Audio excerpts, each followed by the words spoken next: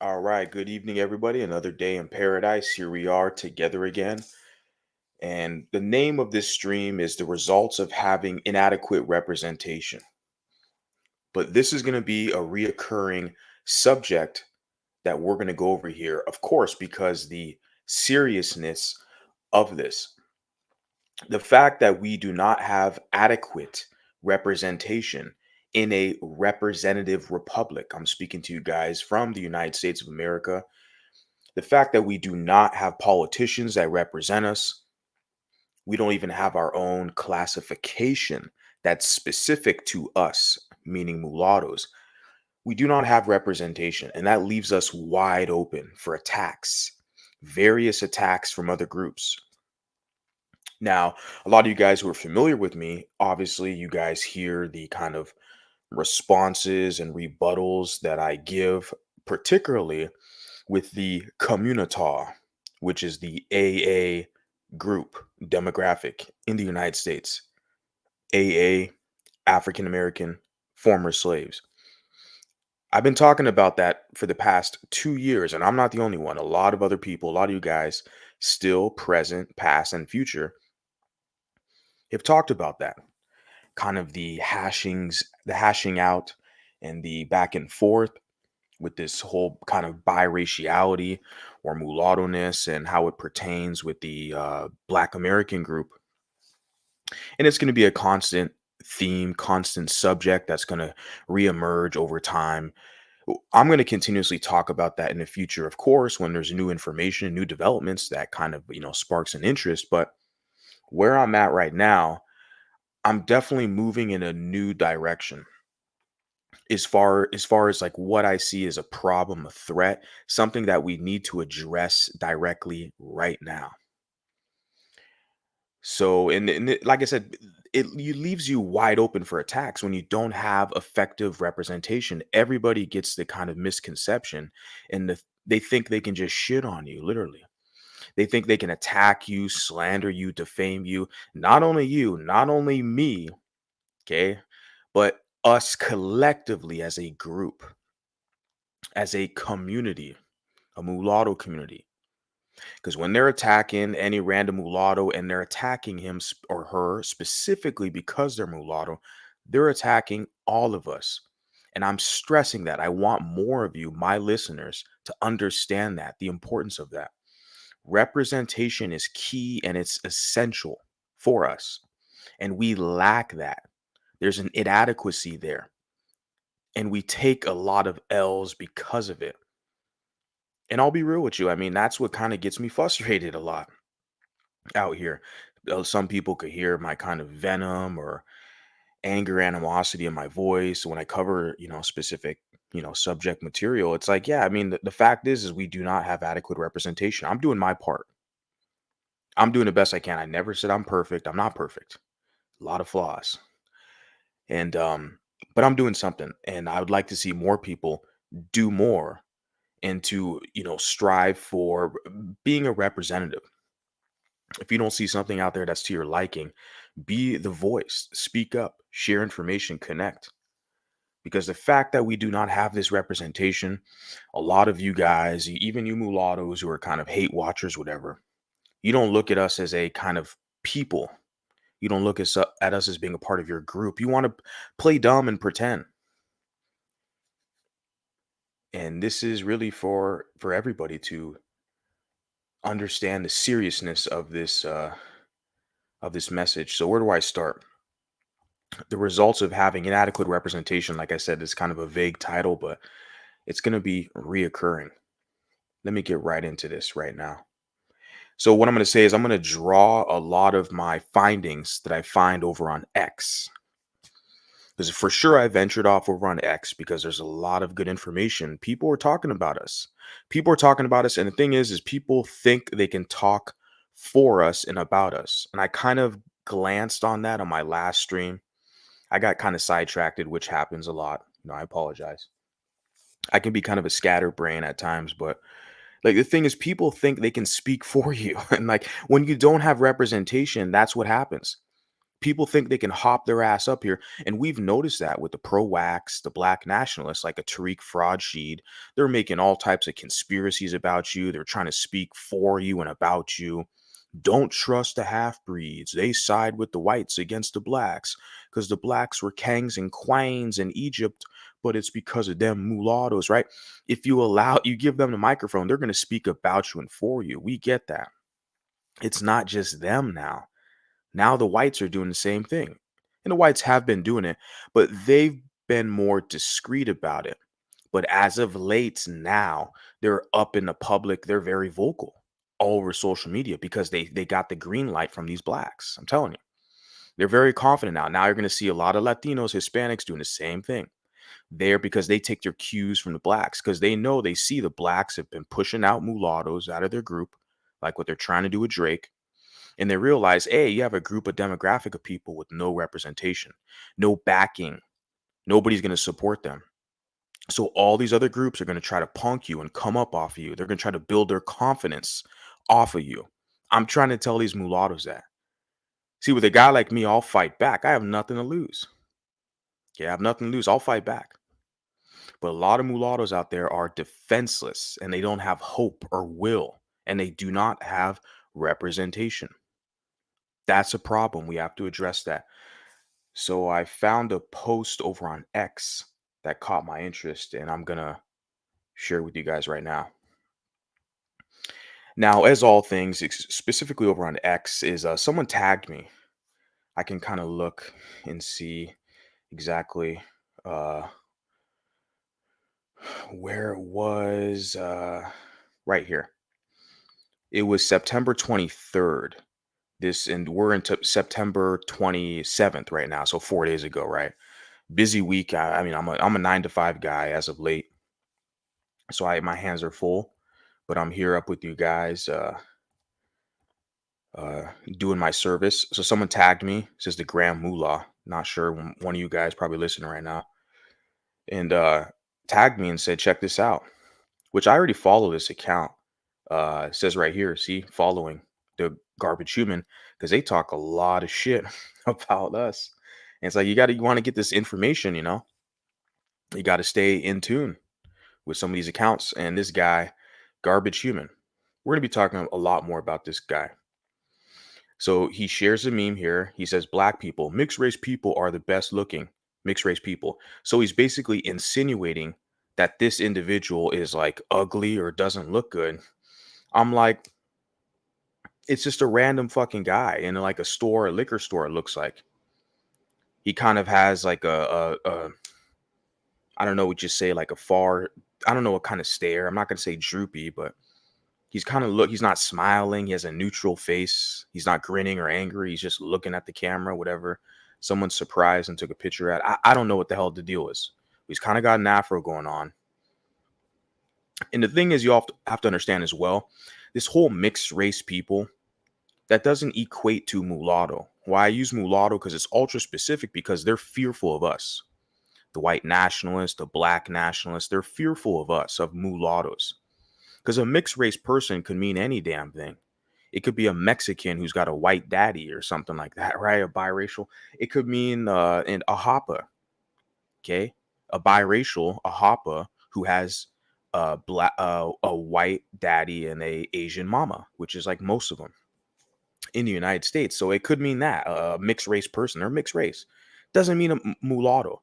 See, they use that kind of ambiguous language to trick you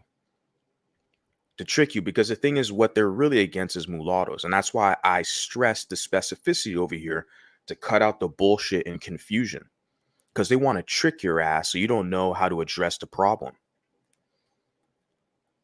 So they're clearly attacking you right here. Like I said, trying to insinuate that that there's something wrong or deficient with him. This is a random fucking guy. I mean, looking at the picture here. Like when I share images on my social media and I point out the differences, I say, look, this is a mulatto, this is a Bantu, this is a black, this is a mulatto. Like, and I never developed the inspiration for that was from biracial awareness. Shout out to him. Biracial awareness has been sharing these those images, like the comparisons between white, mulatto, and black for on social media for several years now. His pictures are floating around Facebook and all over the place. So I basically kind of shout out to him. I got that inspiration from him because the images are so cut and dry and clear. And it's not about pointing out that the dark skinned black person is ugly or something like that. It's to point out that mulattoes and blacks are not the same. And whites and mulatto, like they're three separate independent groups. That's the whole point of like the images I share. I'm not trying to point out that this black person's ugly. Some people like because I recently posted a picture of Diddy, and people are arguing he's not a Bantu. He's a Horn African. He's from the Horn of Africa. He's a Eastern, whatever, Somalian, whatever the hell. It's like whatever. He's not. The whole point is he's not mulatto. Okay. And I did one with I had the lady Tanashi Malata, and then I had Sexy Red, the comparison. Even though Sexy Red, her name's Sexy Red, right? She's like a light skinned black. And I said, I put the side by side comparison. Like, look, Sexy Red, she's not mulatto. Okay. The Tanashi, she's mulatto. And people were kind of upset with why I chose Sexy Red as a comparison. It's just a generic random image. So those are the only two you crybabies, you people can cry about. Say, why'd you pick those images? Well, I mean, you people listen to their music. You listen to P. Diddy. You listen to Sexy Red. They're your representatives. I mean, have fun. That's the price you pay when you uplift these degenerates. Okay. Nevertheless, like I said, so there's no comparison with here. I'm not trying to. I don't attack people's looks really, unless they attack me first, and then it's kind of easy because it's usually people who are too pussy to cam up. They're not never on camera. The people who talk the most shit about, I swear to God, the people who talk the most shit about me and how I look, you're short, you're bold and fat and all the same shit. None of these pussies are ever on camera. That's why I get a kick out of it. It's like, it's not worth my time. It's not worth my time. If you were an attractive person and you're on camera and you're talking shit, like there's one content creator, I'm not going to mention his name, but he is a guy, biracial dude, and he's talk some shit. It's like I laugh. I'm like, yeah, I like that. That's cool. That's kind of motivation for me. I like that. So I respect an individual like that. A couple of the biracial guys, who are talking some shit, but see, they're on camera, right? So it's like, okay, now it's fair. I can mock you and you can mock me. That's cool. But like, if you're just some pussy hiding, you never publicly, no video of you publicly, and you want to talk this shit, I'm like, man, I cannot even respect you. Let's get into this right here. So this guy's trying to insinuate that this guy is like ugly or something, just a random guy, whatever. The first comment that pops up when you scroll down right here, lady here, Candice Angelio, and if I'm sorry if I'm not pronouncing it right. She says, I feel bad for a lot of you people. My daughter is gorgeous. And I'm guessing this is her mulatto daughter. First comment that pops up. Because that's what I'm saying. Like the sample they choose, they just pick some random guy in a liquor store. Like, oh, mixed race people are ugly. That's what they do. And they know it's a damn fucking lie. Because I travel across this country, and I was in a DR a couple months ago, but even when I was in Europe, in England and the Netherlands and Belgium last year, I saw a few mulattoes out there, and it's like it doesn't matter where we're at. Like we're good-looking people all over the place, and they know that. But they have to basically tarnish our sexual marketplace value. Now, this is the whites. Now we know the blacks do that mainly. See, the dark-skinned black women will do that to the mulatto women, but then the dark-skinned black males will do that to the mulatto men, right? And they're really invested in their gender war to neutralize us as a group. And they have a lot of success with that, I might add, unfortunately. But see, it's up to the men now to step up to the plate, produce some content, and move the conversation forward, build something. It's up to the men. So, and then let's see what she got. So they got, haha, you at least married to her father? And she puts, he wasn't qualified, right? Big ass nose compared to my Italian nose. Yeah. Take the filter off, no filter. Of course, a mother would say that her kids are beautiful, but in reality says no. And it's like, well, who is this person? Let's just kind of see. Virgin Islands underwear model. It's like, yeah, yeah, yeah. And of course, she's like anti Kamala and pro Trump. Very typical. Pro Trump, basically pro white, which is fine. You're a white woman. I get it. But you're going to sit here and make these assumptions talking about, of course, the mother would say her kids are beautiful, but reality says no. And I'm looking at the image. If that's her, we're looking at her image and we go up to this mulatta. I'm like, bruh, like you people can make all these, false claims on the internet, but we compare and contrast with these images. I'm like, I'm choosing the mulatta 10 out of 10. It's just, I'm just moving on. It's just laughable. And this guy here puts solid 1 out of 10 compared to literally any pureblood Nordic Eastern European. Good work to any pure. You see the lies that they make. It's just so. I saw this earlier, was laughing. I'm like, bro. And then, of course, you look at this image that pops up. You're like, okay, yeah. And this is just a guy, a bald, fat, kind of white guy. But like, he's talking about like pure blood Nordic Eastern European women where the I mean the images, yeah, I know there's hot European, Eastern pure blood women, okay, but you're not getting any of them, bro. You're just some random incel on the internet. Incel because I'm like, who has the time? Like, look at this account. And of course, you go to like his media, no images. He's not going to share what he looks like. See, he doesn't want you to know what he looks like and how he compares to other men out here, right? But he's got a lot to say comparing this woman. This is what I find hilarious. Like, oh, she's just a one. I'm like, bro, she wouldn't even fart on you for free compared to any pure blood Nordic. I mean, are these pure blooded Nordic models? Are they messing with you? Bitcoin and barbells? I seriously doubt it. I seriously doubt it. I get a kick out of some of this stuff. I look at some of these comments. It's like, yeah, okay, remove the filters. Yeah, and this is the woman here. So she shared an image, like I said, the first comment I saw of her beautiful mulatto daughter. And of course, it basically dispels a myth. You just defeated the whole post initially. You had a white woman who jumped in, just tarnished you know, the credibility of this entire post. This is just one example. We're all out here. Like I said, I'm not even pretty. I'm not handsome. I'm just a normal dude. But and of course, you look at this image here. They are actively trying to destroy the white race. Who is they? Your own quote unquote your women, your sisters, your daughters, right? It's not the Jews, it's your own people, your own people. And of course, you look at the image here. This is a generic image they always share. They got a black kid. White women don't have black kids that are dark like that. You know, come up with something new, okay? Puts here, that's a little cruel and racist, don't you think? Why aren't white men getting their women pregnant? It's like they prefer black men. That's what I'm saying.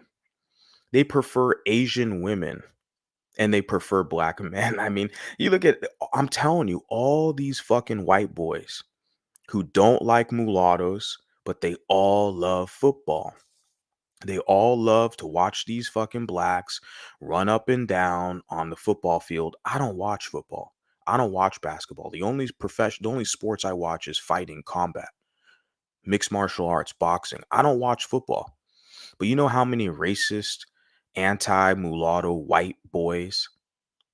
Okay, but they all love football.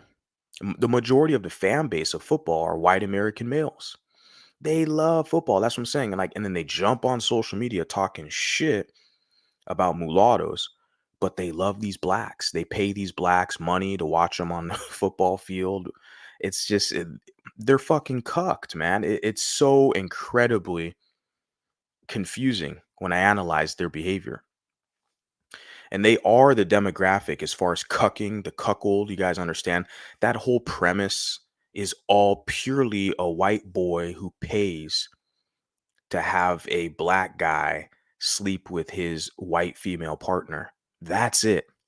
The Asians, the Latinos, the Arabs, they're not even in that equation.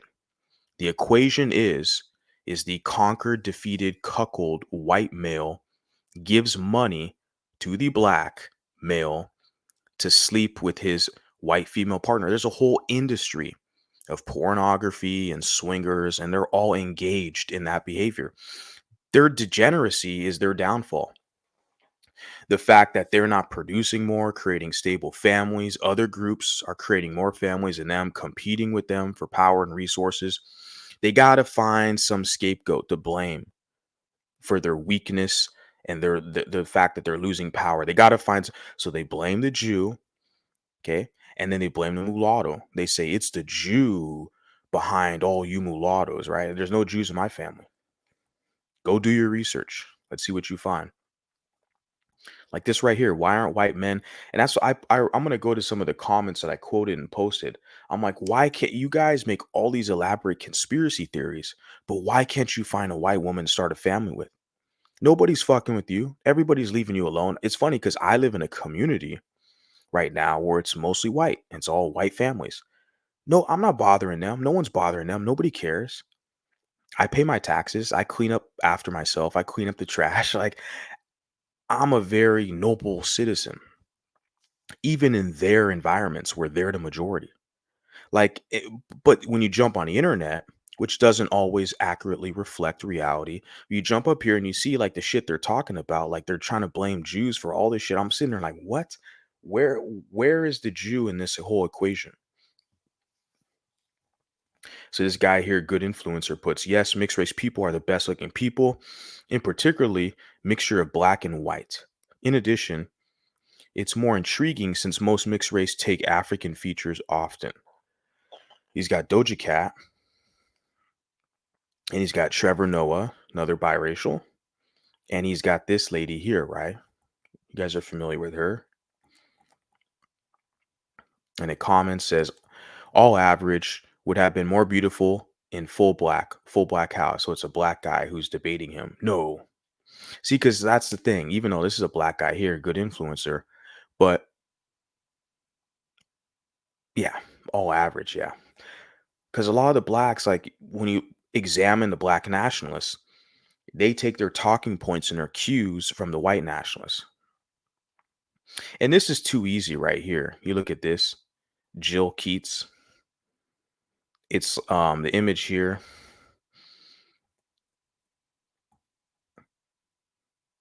A black female. I kind of have to be careful about what on X because you got to understand the community standards on X are not the same as YouTube because there's people who will post like pornography on. So I have to be careful when I kind of scroll through.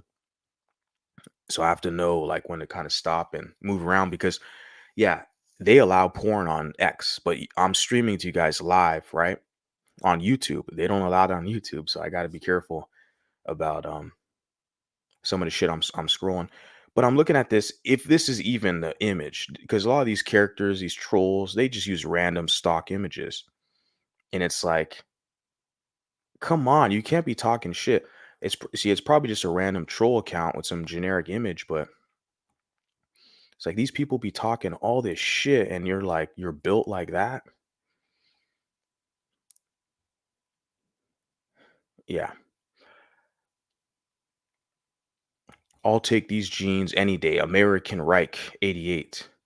Non-apologetically white. Guarantee you the guy behind this account is not even built like this. Guarantee the guy behind this account has a beer belly and shit, you know? Because if the guy behind the account was built like this is like 100 years ago, like 1930s kind of SS officer. If the guy who posted this, see they're living vicariously through these like Germans 100 years ago. If he was built like this, wouldn't he post images of himself with his same little Nazi haircut? That's how you can tell you're looking at a Nazi little white supremacist. They got the same haircuts. Like they would post images of themselves like at the gym, working out, right?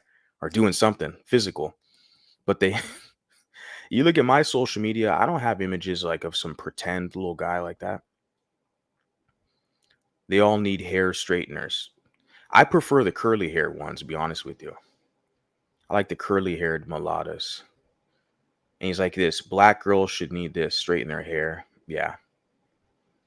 No, they don't. Our hair production. So now this is thing is he says our hair, but he puts in mulattoes next to this Bantu here and Viola Davis, who's basically a Bantu.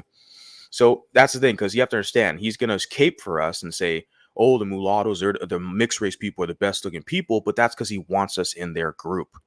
He wants access to us. Now, for a guy like me, he wants me to cape for his ass and like fight his battles, right? And then he wants access mainly to the women. This is a game they play with you, right? To pretend that you're a part of their group because they want access to you. They want the males to be subordinates, and then they want the women to be their concubines. Look at this image here. Who the hell is that? I don't know who that is. He says shit skins. I've heard of that term before. A shit skin. And it's like you're literally pigskin. Behave yourself, trash. A shit skin. Really? It's like it's the language is so hilarious. None of these people have any images, right? They never show you what they look like. You're like, this woman here, like I said, like you would have you couldn't even pay her to smell her fart. Like she charged too much. And this pigskin guy right here couldn't afford it. Like in Doja Cat and all this stuff. So you kind of have to laugh at some of the stuff you see, but I'm just bringing it to you guys. This is what we see because they're talking about you. They're talking about you. It says handsome son of a gun like De Niro Jr. It's Clint Eastwood. This Robert De Niro, that's his son. Robert De Niro has some mulatto kids, right? Not sure what the whole point is of this. Kind of unfair to be honest. Clint is very Giga Chad to begin with. Like De Niro was, none of it. He may play cool characters in movies, but he was in reality a short, average-looking man. Clint, on the other hand, was playing himself, a Giga Chad. Clint Eastwood's pretty tall. I think Clint Eastwood, if I look at it, he's like 6'4", or something like that. Let me double check. And he's old as hell. He's old as dirt now. What is he like? He's 94 years old. Clint Eastwood. They said he's a Giga Chad. Yeah, the jawline. Or I don't know who this guy is right here. That's not Clint Eastwood. The other guy in the cigar, some other guy. But Robert De Niro, he said it because he played cool characters. Let's see Robert De Niro. Yeah, he's been in a lot of good movies. Like he's 81 years old. And he's 5'10", so he's kind of average height. It's about an American 5'9". And yeah, I don't know the whole Giga Chad language. I don't care about all that. They're both successful actors. The fact is that Robert De Niro has mulatto kids, and it's like there's an example I want to pull up with someone made a Hoppa comparison that I found was very interesting because you have a lot of Hoppa incels who are behind these white nationalist accounts, right? And they're mad at their position because they don't fit in, a lot of them, and so they're gonna attack mulattoes. So I'm gonna bring up something like that. It says, and you picked the good-looking Clint Eastwood's son and not the plain one. Okay, so this was Clint Eastwood's son right here. That's what it is, comparison to his son. Clint Eastwood, I get it. Clint Eastwood, his son right there. Robert De Niro and Robert De Niro's son. And I don't know, De Niro's kids aren't even like famous. They're not actors. I don't know what the hell they're doing. I've seen a couple images. This is one of De Niro's kids. Okay. And this guy puts Robert De Niro's son looks like a pussy ass, bitch ass punk. It's like, who is this guy? Maximum Musa. I wonder if it's a black. I wonder if it's a black. Musa. Why would you have the name Musa? Because like I said, what you'll find out when you go to these threads, you'll find a lot of black nationalists. They agree with their white nationalist masters. But all these white people who have kids who are playing themselves. What are you expecting? Magic? Yeah. See, it's always special criteria for you, the mulatto. And the whole thing is this is to discredit you.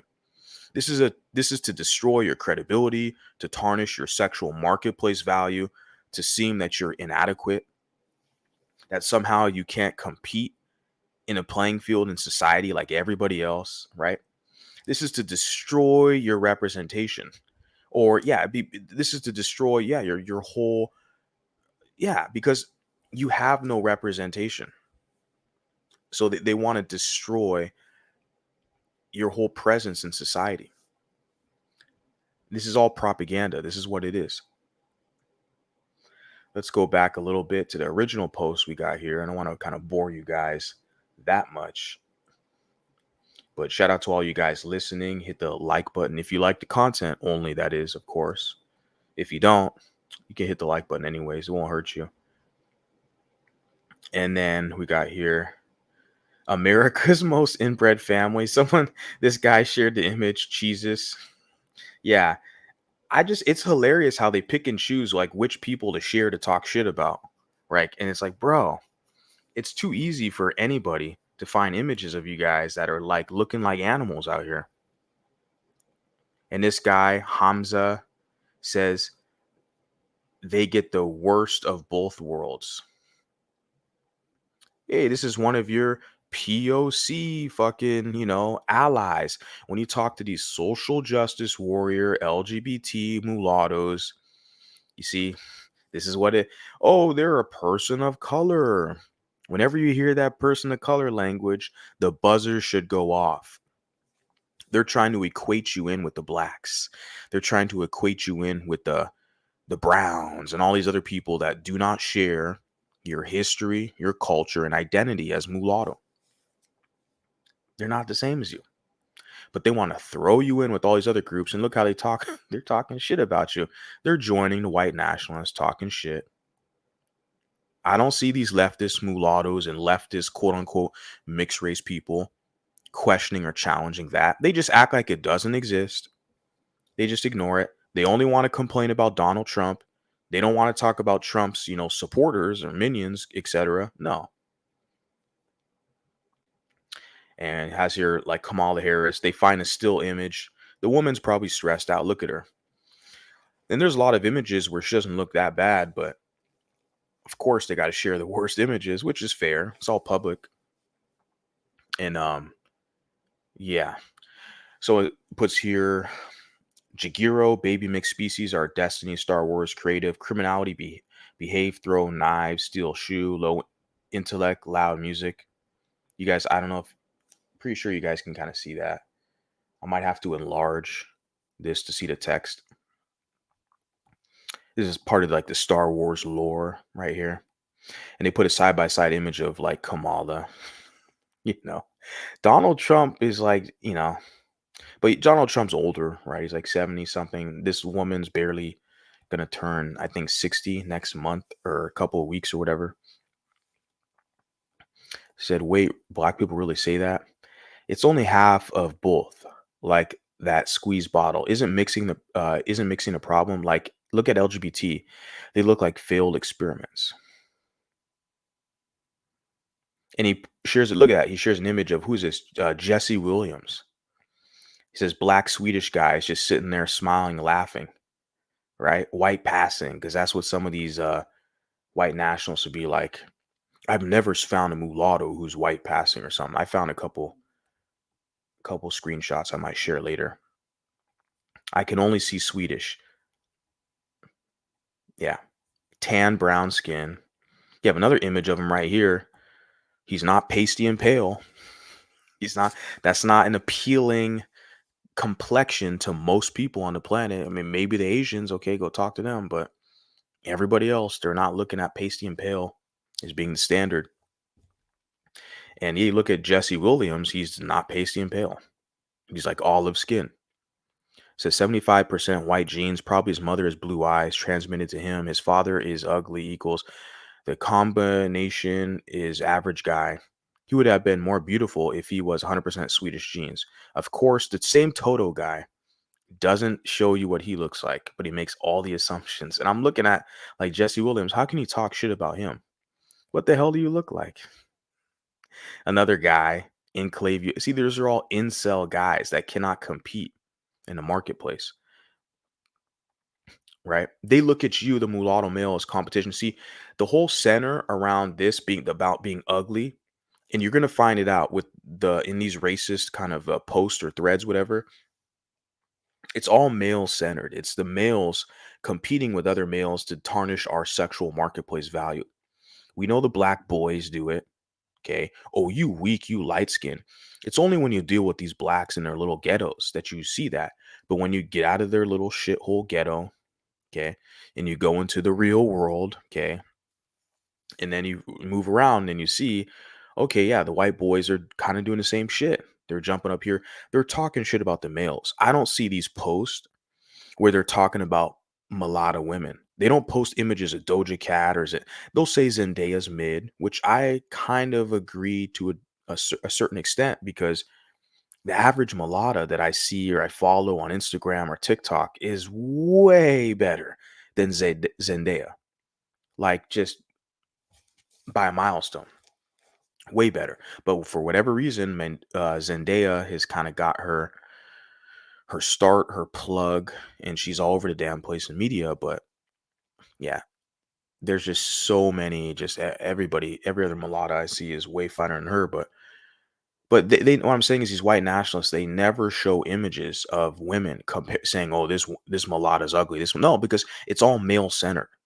They're competing with us males because they know a lot of us we have access to the white women as well, just as much as they do. They know that. That's why they're upset. They're trying to destroy our marketplace value. It's the same with the black males and all these other groups. Like I've mentioned on my other stream, where it's like the whole build the wall and all the illegals and all this shit. They're not talking about Mexican women or illegal alien Mexican women. No, no, no. They're good. The white Trump supporters, they want the Mexican women to stay. They want the brown skinned Mexican males, the illegals, to get the fuck out. That's what it is. It's the same with the whole Haitian thing. They want the dark skinned, black, Bantu, Haitian immigrant males to get the fuck out of the US. Talking about the US policy now. They want them to get the fuck out. But the women are okay. See, this is why the level of racism, they don't show it towards the females of any group with the Arabs. Even when you look at the Jewish situation, in all these posts and memes they share about Jews, they're never showing Jewish women. It's always this kind of standard Jewish male image. You'll have a Jewish doctor or a Jewish guy kind of grinning with the big nose. They always use this caricature of a male, of a Jewish male or of a mulatto male or a black male, etc. It's very male centered. This is what we are dealing with here. So it's on the males to basically step up and challenge this. Says Kaka was considered far more attractive than the mystery meat. Calls him a mystery meat. That's a term that the white nationalists have concocted. What kind of what mystery is it? They tried to say that about Andrew Tate. You know Andrew Tate's basically European and African. There's no mystery. The mystery is where the hell are you, are you people going to be in the next 100 years? You're going to be on, Saturn or Mars somewhere with Elon Musk. I mean, that's the mystery. But the mystery is down here. People over here on my side, we're not going to lick your fucking boot. You could talk to the Bantus, what you have been doing. They'll kiss your ass. Yeah. But the mulattoes over here, we're not doing it. Yeah. That's the mystery, is what's really going to be going on, what the future looks like. But there's no mystery with Andrew Tate or the mulattoes over here. You already know what it is. That's just a generic kind of label they give to these mixed people. They don't know what the hell's going on. Ambiguous. Says, yeah, fool, because some people are more attractive than others. Later, you lot come around claiming you have higher IQ than others when your behavior under stress shows otherwise. You dumb as F. Yeah. When they're stressed out, they're not getting any pussy. They got to throw some random mixed guy under the bus. Well, this white guy is more attractive than this guy. I'm like, have you guys seen me say this type of shit on social media? Comparing two guys, like who gets more pussy? This guy's more attractive than that guy. And because this troll account, Surf23, some burner account, he's looking at this European guy, whatever, as like representing him and his race. And see, he's attacking this mixed guy, calling him mystery meat. He's trying to use him. They always do that. They always like, we have the best civilization. I'm like, bro, you're sitting on your ass, trolling, crying because you can't get white pussy, drinking Coors Light. Like, you don't represent Isaac Newton and all, you don't represent George Washington and these other intellectual white males in history, or even generals, you know but they take the wins of these males, and because it's their race, right? And other groups do that as well, mostly black and white, right? Because of the racial binary nature in the United States. When you deal with these extremist groups, both groups do that shit. I definitely see with these white boys, they try to take claim all the wins of like their quote unquote ancestors, and I'm like, bro, you're just a loser that's not getting any pussy, angry, trolling on the internet. You think that voting for Trump's going to solve your problems? You're still going to be a pussy, regardless if Trump is in office or not. But like, they live vicariously through these other men and their wins as if that's their win because he's doing it for the race. I'm like, bro, your numbers are declining. That's not a win for you, man. Why don't you develop your own wins? That's what I look when I see this. He was considered far more attractive, but to who? Than this mystery meat. See, this whole thing is just to attack this soccer player. This is some like European shit. I don't know. Americans, we don't watch this soccer shit. Let me move on to your original post. Right. Yeah. Wait, black people really say that? And you have right here another image. It says Dutch God 666 is the username here. And yeah, okay. Steve Jobs is the perfect example of race mixing gone wrong. Aaron Paul. Not sure what Steve Jobs has to do with that. Okay, I've been yapping my mouth for about 40 minutes. Let me kind of pause here and get into some of your guys' comments and move on from there. Because, like I said, like I can go on all day with a lot of these threads. I just wanted to hop up here and let you guys know this is people are talking about you. This is why I'm basically my call to action. You guys got to use your voice. Use your voice to rebuttal and respond to this type of foolishness because people think it's okay to talk shit. Like, the attacks and the slander and defamation is at an all-time high, especially in this climate we're in now because we're in an election cycle. And Kamala, as you saw even on that thread, they tried to use her as an example. They're going to try to use her to represent us. It is what I mean, you know, you guys got to pay attention. You put X is where most of the anti-mulatto conversations are happening. That's why I'm over there. And because people think they can speak freely about you. And that's the thing, because there's not really a heavy mulatto presence to basically combat. I combated a few people. I might go into it on this stream, or I might save it for another stream, but I'll just go down my timeline. You guys can go check it out. Look me up on X. It's Mulatto Van 1 at Mulatto Van 1 on X. You guys can follow me there. Check out my timeline. There's a couple people where it's like basically quoted their quotes, or yeah, whatever, reposted and quoted what they've said. A couple of them blocked me. They're like, "Oh shit, they're talking shit about mulattoes." They realize, "Hey, I'm watching your ass now." They thought it was cool. You just watch the blacks or whatever, you know, respond to the blacks. Now they realize, hey, since you're paying off the blacks, working for the blacks, now I'm watching your ass now. See, and some of them they block me. They're like, oh shit. Or they don't say, they have nothing to say at all. It's easy to combat a lot of this foolishness, but like you said, you're right. That a lot of the anti-mulatto conversations are over on X. Hence, this is why I'm moving over there, gathering information, and I'm sharing it with you guys over here. So I guess I can just kind of segue into this, what I saw. I'll go back to your guys' comments real quick, but I had this up already planned. This guy deleted his whole comment.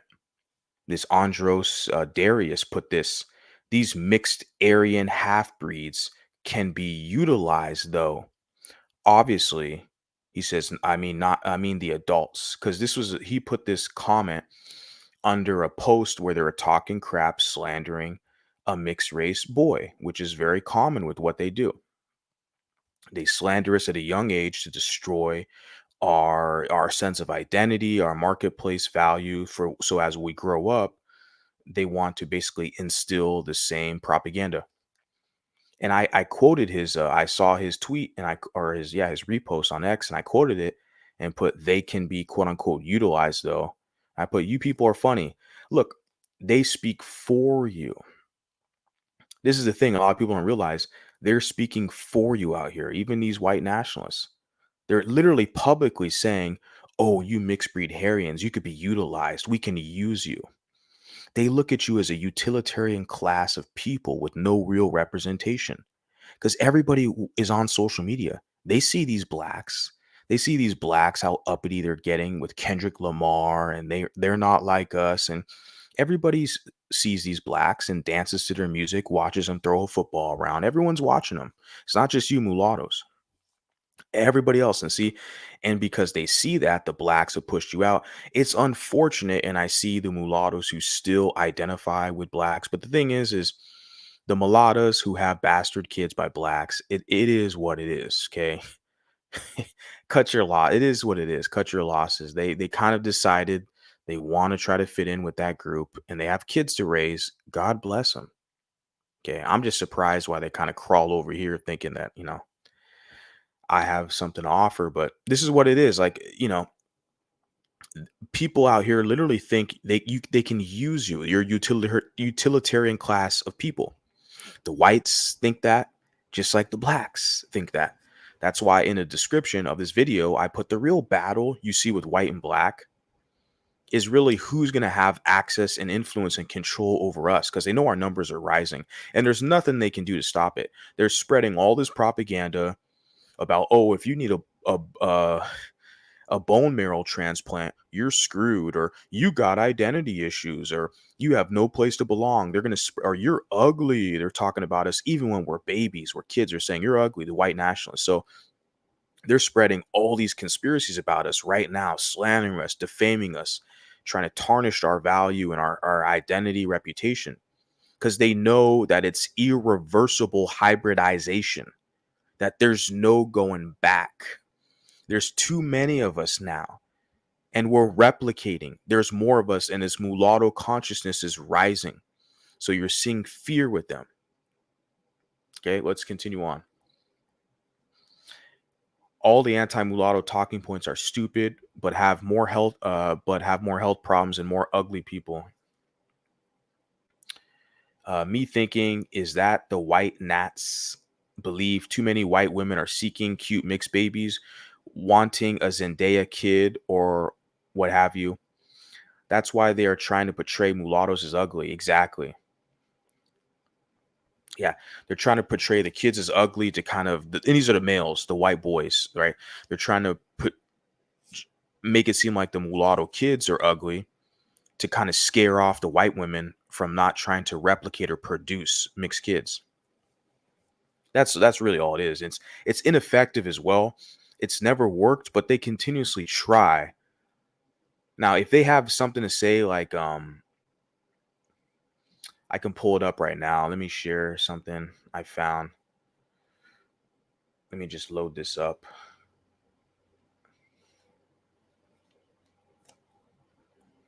Because this is something where it's like, okay, I'll bring this up.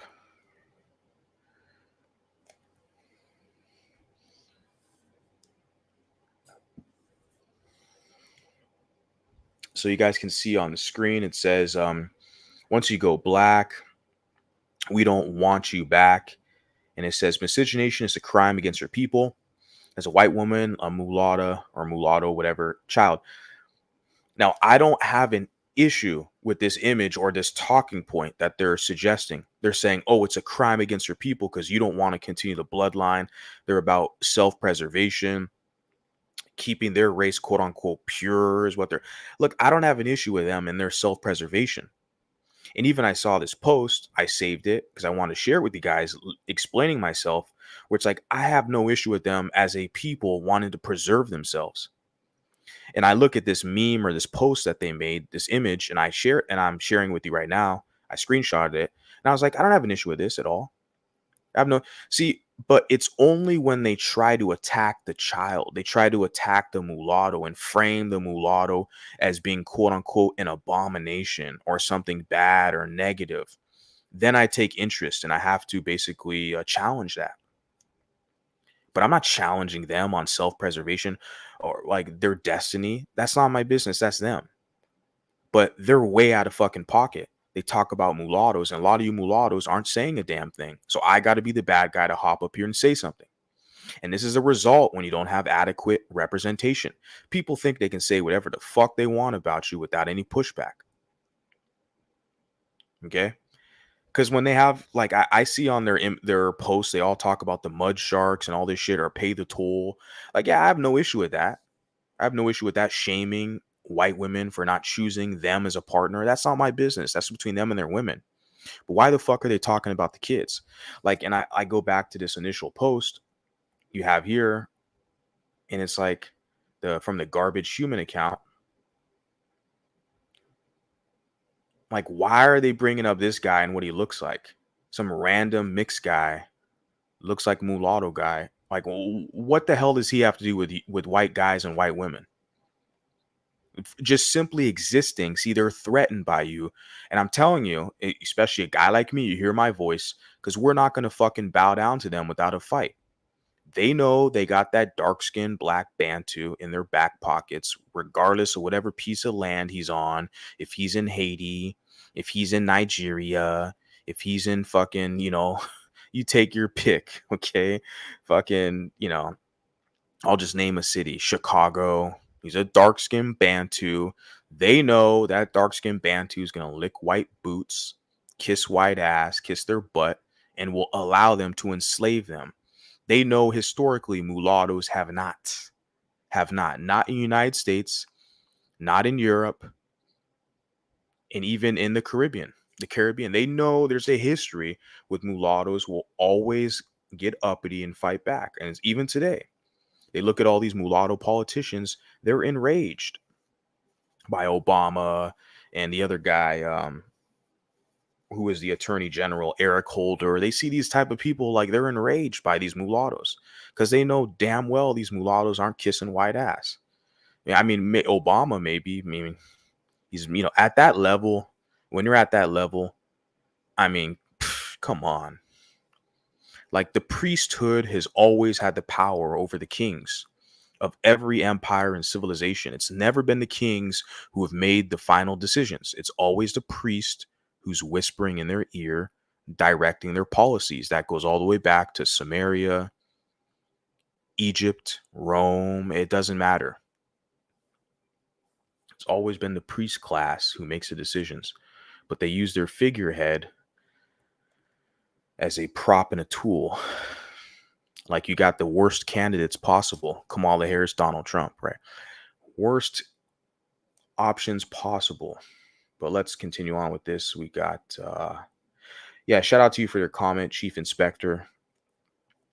Yeah, you're talking about that one lady, the image that I shared. Yeah.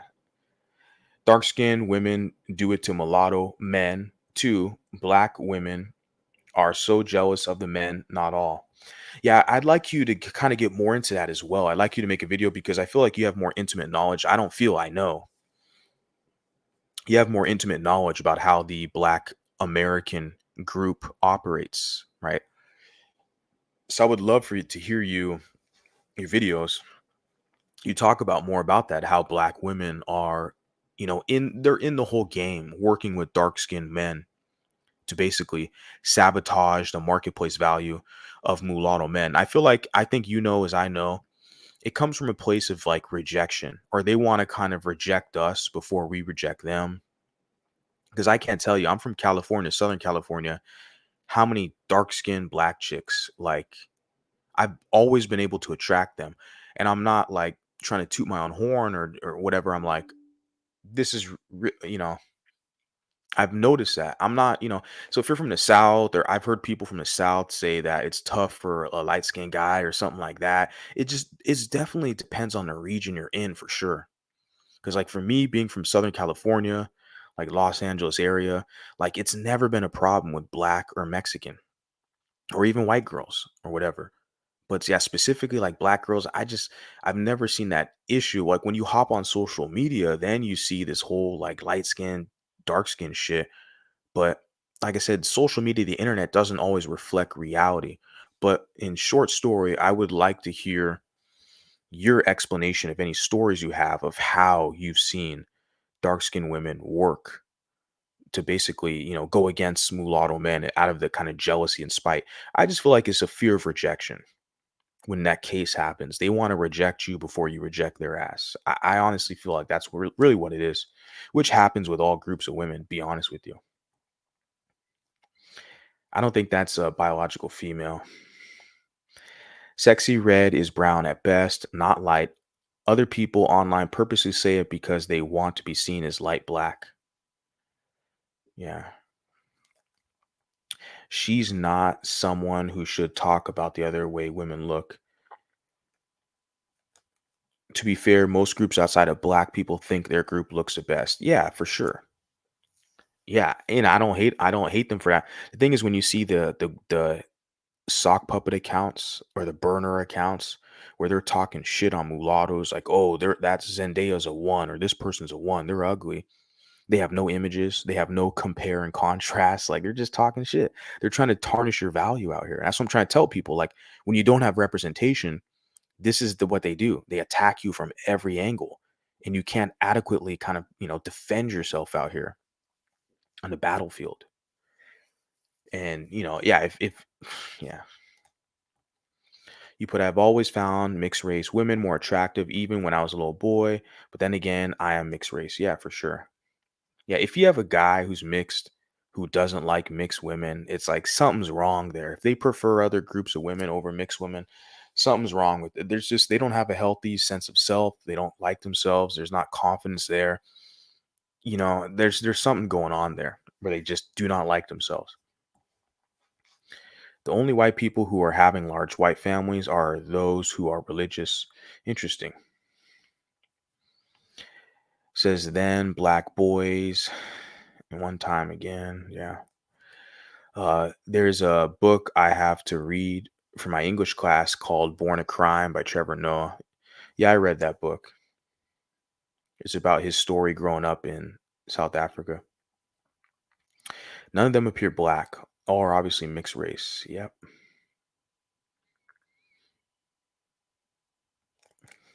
Says the irony is Germans like black people today.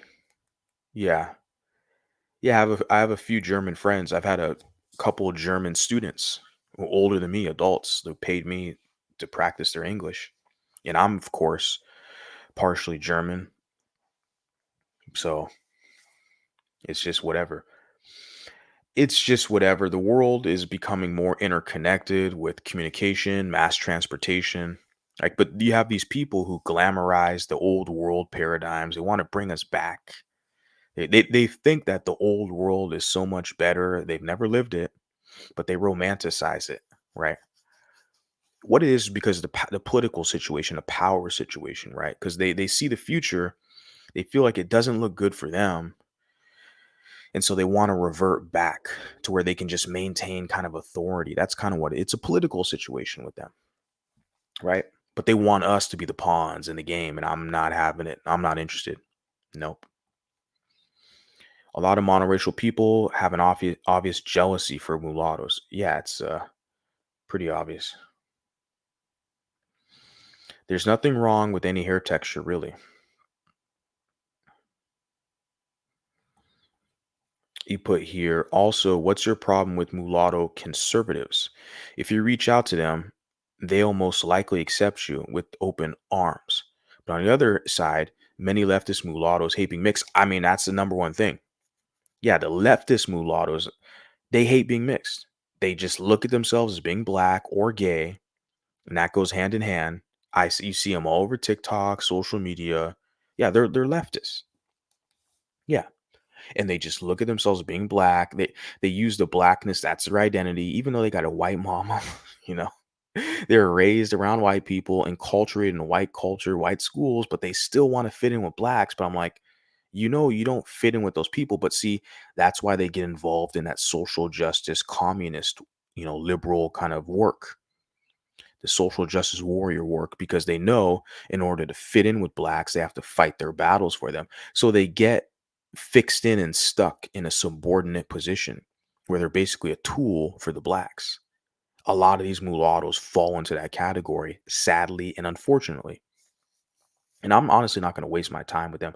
I'm not going to try to convince them of shit. I'm just going to notice what they're doing. And I'm going to move the other way around. That's it. That's it. Because there's just too many of them. I mean, that's why our reputation's kind of shitty out here, because people see that. They see the mulattoes who lack a sense of self, a sense of identity. So they just identify with the perpetual victim class, and they feel like, well, I'm lighter skin, I'm privileged.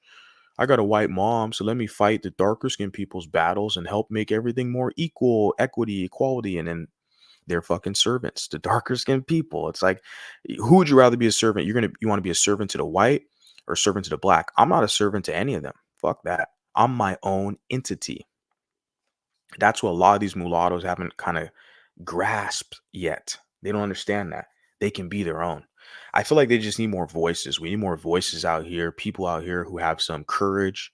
They need more voices to kind of select and see, okay, what he's saying makes sense. I don't agree with him 100%, but he's saying something that makes sense. Let me see if I can build upon that and move in a direction of personal, 100% full autonomy of personhood instead of serving these other groups and their their plights, their purposes.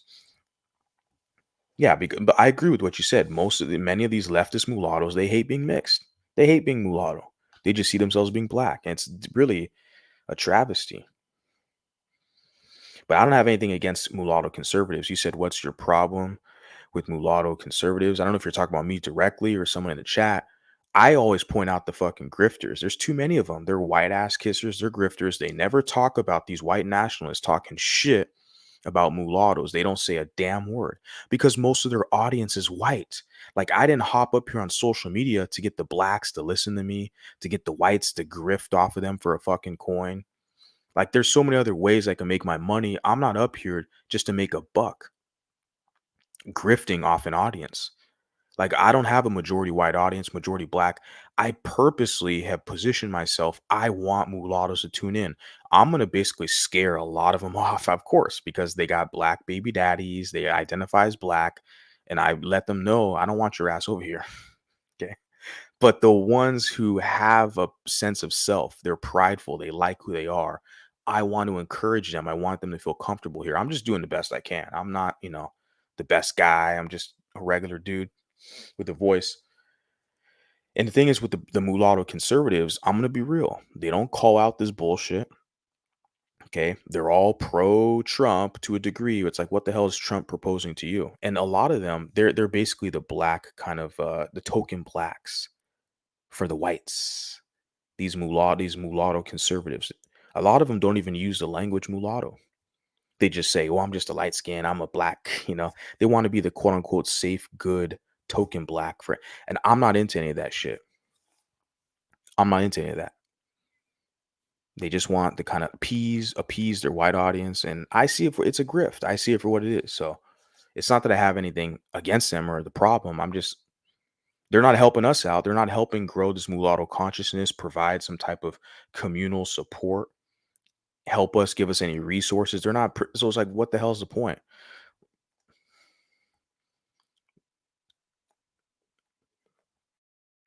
What advantage does it offer to be tall other than social kudos? Same functioning body, right? And your heart is the same size. Some people will say test your heart, your will, right? Or your brain. Do tall people have a larger brain? I mean, it's just their limbs that are taller. In the sexual marketplace, for sure, they're deemed more appeasing if they can stay in shape. I mean, if they're tall and fat and kind of have bad genes, that's another story. But Then you got guys who are tall and they're gay. It's like they're not even competing with you for chicks. So what the fuck? I don't look at them. They're not competition. So it just all depends. I don't think I have to hate blacks or whites' hair to be on my side. Their arguments are for idiots. Oh,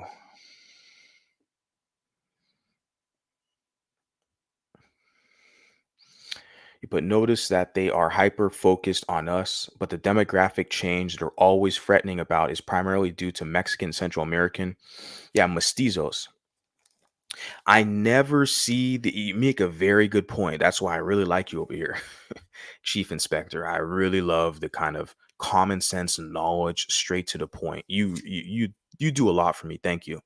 Your comments, because this is the whole thing. Like, you remind me of this, that when you examine these white boy incels, the white nationalist spaces, they're hyper fixated on white women with black males and having mulatto children.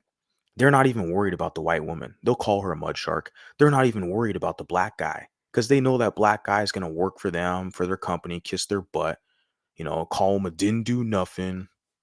And, they can clown and joke on the black, and the black will sit there and smile, right? Because then the white boy will turn around and pay that same fucking black to throw a football around.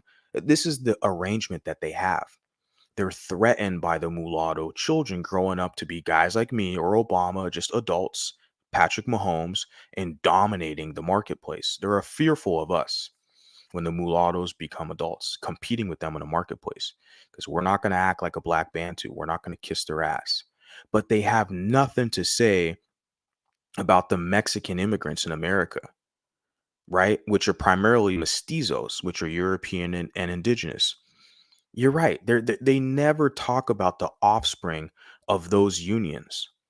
They never talk about it if it's a white guy with a Mexican partner, because their assimilation is provided to them.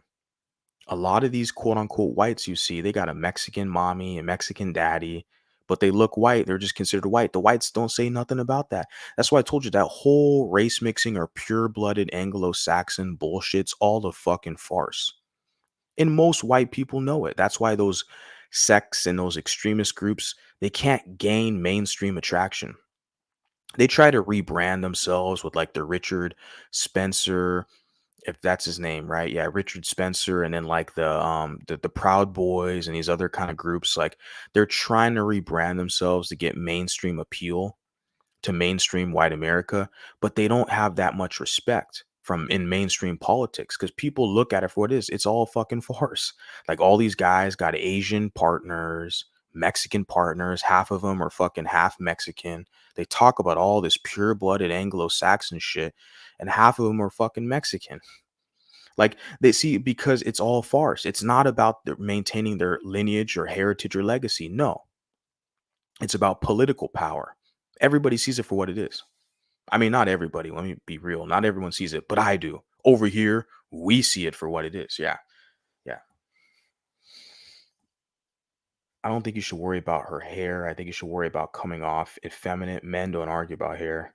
I'm bald, so I don't give a damn about arguing about anybody's hair. But I will say that the mulattas have the best hair for sure.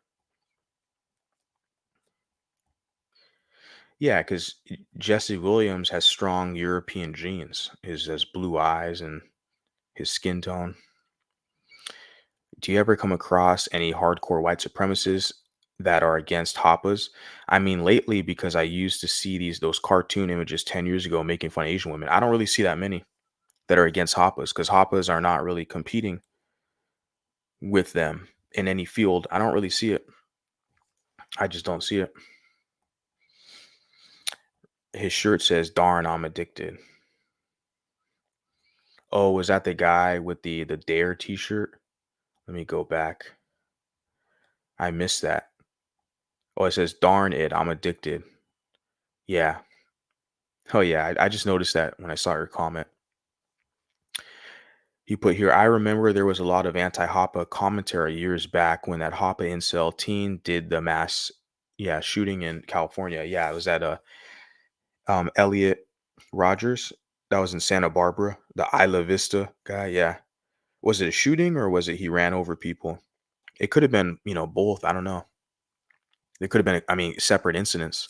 But I remember the big one because I'm from California and I had a friend, an old like neighbor buddy who went to Santa Barbara during that time when that whole he like ran over a bunch of people. He was Hoppa, Elliot Rogers, right? This is a good point. These attacks are often against males of the group. Yeah, they're not like the worst that I hear them say about mulattoes is like they'll say Zendaya is like mid. And like I said, all kind of agree. I do promote her. I mean, she's has a good aesthetic, but I'm because she's a celebrity, it's like kind of easy to promote her. It's just so much content of her.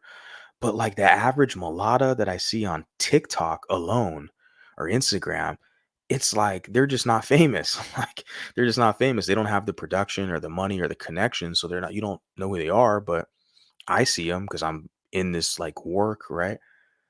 And it's just they're fucking way hotter like than Zendaya. Zendaya, it's crazy. Like how like average people like even look at a Julia Roberts, that actress Julia Roberts or Sarah Jessica Parker. These are the Caucasian women, like these are fucking mid-level women. Like I'm just, throwing it out there, guys, letting you know how I feel. Like Sarah Jessica Parker or Julia Roberts, they're very mid-level, but they're like famous. They have all this fame and notoriety as being good actresses, or Gwyneth Paltrow, I think her pronunciation, Gwyneth Paltrow, whatever. There's a whole bunch of them in Hollywood, man. Like they're famous, but they're like very mid. Okay. Eliza Dushku is not mid. She's like, yeah, top tier for sure. And I've already mentioned like Natalie Portman. So yeah, Natalie Portman or Eliza Dushku are like top tier. But for whatever reason, we see a lot of mid level, celebrities. Let me just leave that there and move on. I don't have X, but it seems horrible. There's a lot of good information.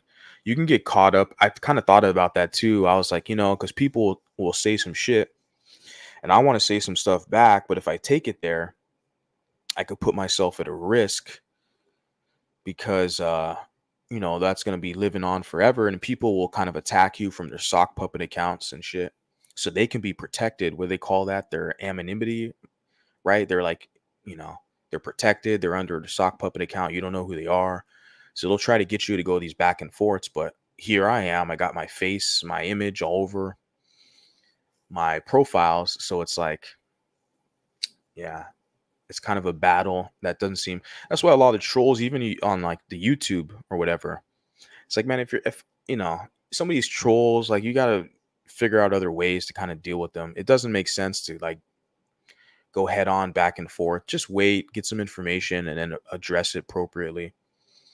Because some of these people are trying to get you fucked up or caught up, where they kind of can hide behind the scenes and kind of get you all exposed and all this stuff. It's you got to kind of pick and choose when it makes sense.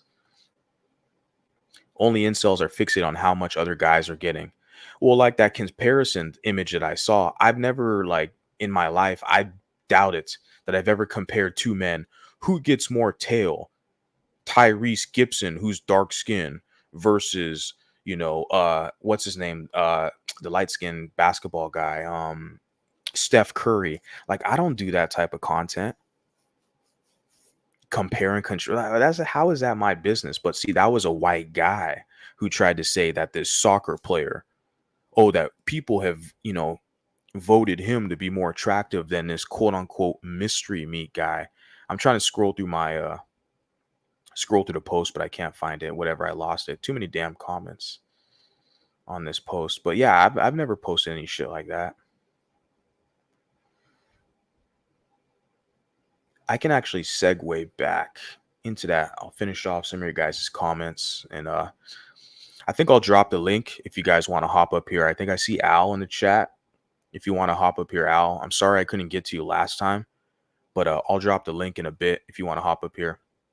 Now, a lot of guys like her, Lisa Bonet, you guys can see that, right? And I just saw this right here as Black Swan.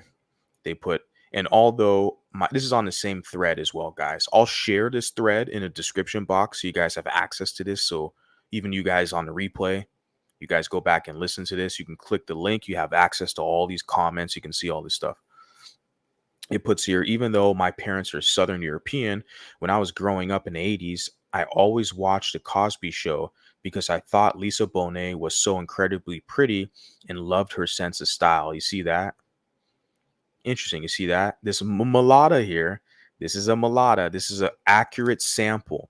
Yeah, choose her over Zendaya, over me. Choose her over a lot of people because she is a great representation. The averageness, the facial symmetry, right? The mulatta aesthetic. She represents that very well. And she passed that down to her offspring, Zoe Kravitz, who I love to promote. So, like, you pick her to, she's far better than me. Don't look at me, A lot of us, like I said, even like a Zendaya, pick this woman. This is like what in the 80s or whatever when she's a lot younger. I don't know how old she is here, these images, whatever, a TV star, but like I said, this is before I was even born. It says here she has mainly white features though. Paint her white and blonde in your head. I would not look weird. Do the same with more African looking persons and it would look odd. Oh, and a Nordic girl would only look like Lisa Bonet with weave, collagen, and tips tanning. He says looks like Michael Jackson's nose.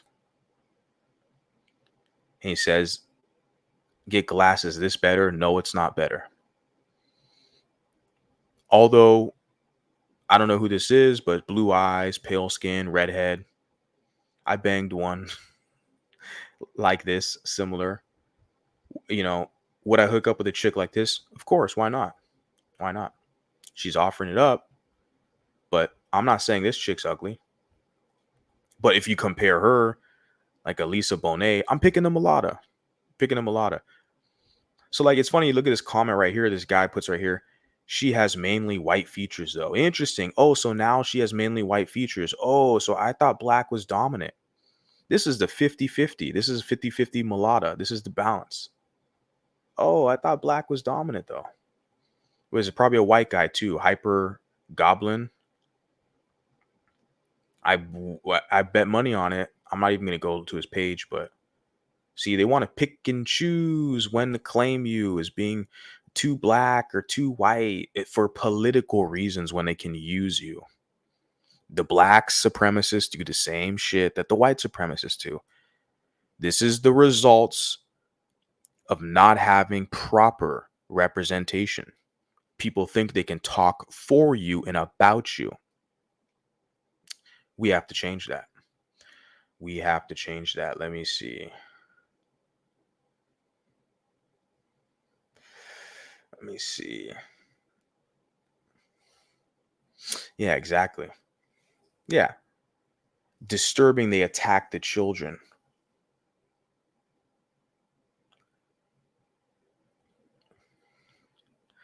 I've done quite a bit of pro mulatto activism on X over the years, but it seems like a wild west for our folks. Black Twitter on one side and alt right on the other. Yeah. And what, you know, the thing is, they come together on this topic of how to deal with us. This is why in my description, I clearly stated the battle between white and black is over mulattoes and for who will have access and influence over the growing mulatto demographic. That's it. Like when you look at it, you look at the extremes, the black racist, okay, and then the white racist, the alt right. Like there's very extremes there's very extremes the Wild West, but like where do the mulattoes kind of fit in, right? The mulattoes get attacked from both of those groups, and they both agree that we are a threat. They just don't know how to go about it, how to contain and deal with us. Are you going to let it up to them, give it to them to make the decisions, or what are you going to do about it? You're going to be your own best self advocate. You're going to advocate for yourself. I'm doing the best I can. I'm not special. I say that every day I hop up here. Let's see, what do we got here? You put, if you read their commentary long enough, it's clear Obama remains a great specter for them. They think Biden is his puppet. Interesting.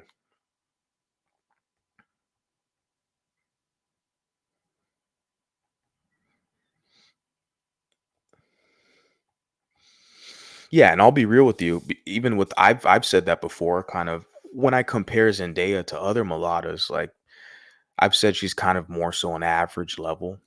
But yeah, she's obviously very attractive. I don't have access to her, you know. So I mean, I'm nobody to brag. I'm not trying to brag. I'm just giving my general observation. But that's what I see from a lot of the white boys talk about, like how Zendaya's average or whatever, but she still got herself a short king. Was it Tom Holland? She got herself a white boy, okay, for all intents and purposes. So she had no problem getting somebody, and vice versa.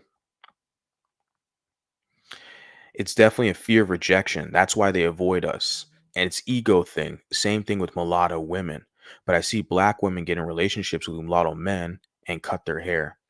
Yeah, it's a fear of rejection. You think, yeah, with mulattoes, the same thing. Yeah, yeah, for sure. I've broken a couple hearts. I've definitely shattered some egos for sure. Yeah, definitely. Especially at the college, the university I was at.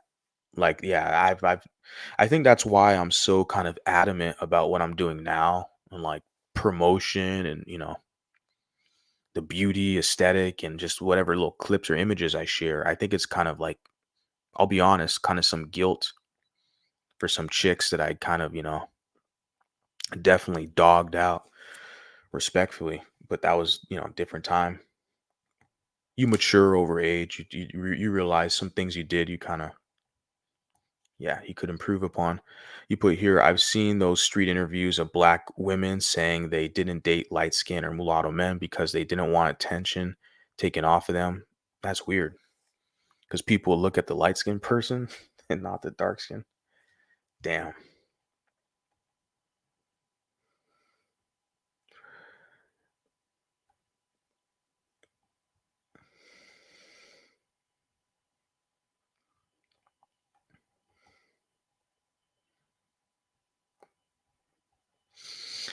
Yeah. Okay. Yeah. Yeah. I said Enrique Tarrio, the former leader of the Proud Boys, is Cuban mulatto. Yeah. He's a mulatto Latino guy. Yeah. Yeah. But they use him as basically their kind of, their crash test dummy. That's why I use the term leader. I've never met a white male, a white man, I can say, that would ever respect a non-white to be a leader. Even like within the Russian constitution, there's only going to be a white man that will ever be president of that country. Like in a lot, the United States, I mean, for political purposes, the geopolitical, they want access to other nations. Like with Obama, they use Obama, this mulatto, so they can kind of use him and as a mouthpiece, right, to get more access into Africa and trade relations, etc., and for diplomatic purposes to present the image of America as being this bastion of hope and democracy and all this stuff they push, right, for the empire. So they use a mulatto like Obama, and they're trying to do that with Kamala. She's not mulatto, but nevertheless they're gonna use her for similar purposes. That's a democratic kind of situation. But that's what I'm saying, like with their organizations, their governments, their empires, institutions, when they look at like the Proud Boys, they use that dude as a patsy, okay, as a crash test dummy, this Enrique Tario.